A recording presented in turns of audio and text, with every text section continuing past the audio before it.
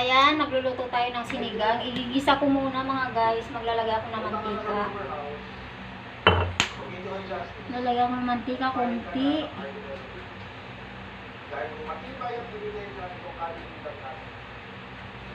Igigisa ko guys ang luya. Para hindi ako po makapaggisa pag walang luya. Igigisa ko muna ang luya. Sa sinigang, lagi ako may luya pag ako magsigang. Sibuyas. Kasi para pampaalis ng lansa ang luya mga guys. Ayan guys. Isunod natin guys ang kamatis. Kamatis.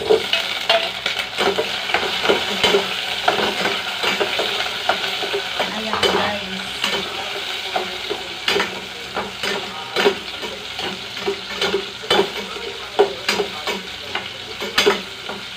Para masarap mga guys, may kamatis.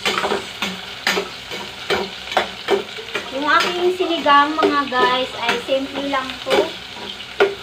Simple lang to mga guys kasi kami lang po, tatlo dito, konti lang to. Ayan mga guys, ang aming baboy, konti.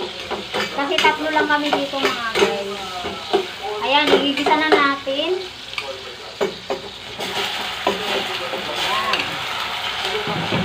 Ganyan ako pag nagluto ng sinigang, aking ginigisa yung baboy. Kasi para hindi malansa. Ayan mga guys, aming tatakpan. Tatakpan ko muna.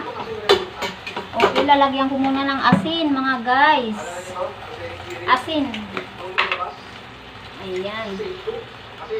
Ayan mga guys, ang aking asin iodize.